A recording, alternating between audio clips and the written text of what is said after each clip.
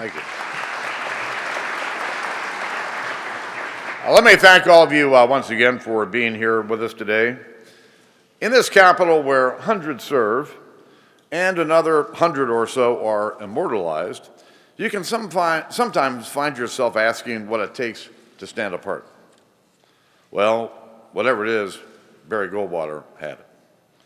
People just didn't find the truth in what he was saying, they found a cause. And if there were a Mount Rushmore for the modern conservative movement, he'd surely be on it. The man remains an inspiration, and yet he didn't set out to inspire anyone. He didn't even want to run for office. He had to be talked into it, and even then, he assured his brother, it ain't for life. But there's a story I've heard that may capture what Goldwater was after.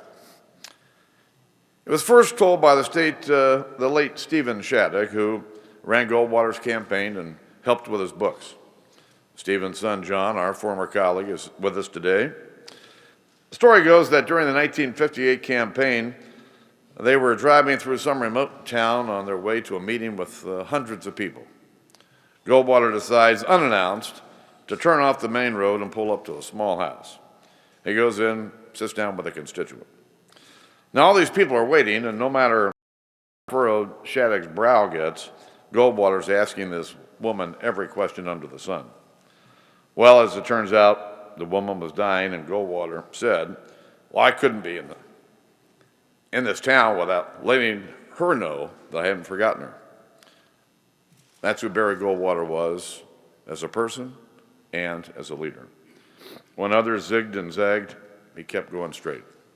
The beaten path and the same old BS, none of that for him. But his first principles and serving your neighbor one day, one deed at a time, that's where he started, and that's where he ended. We can always wonder how Goldwater did it all, but there's no need to wonder about this statue.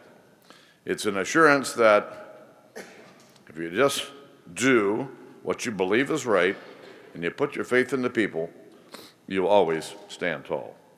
So it's now my happy privilege to formally accept this statue and unveil it here on behalf of the American people.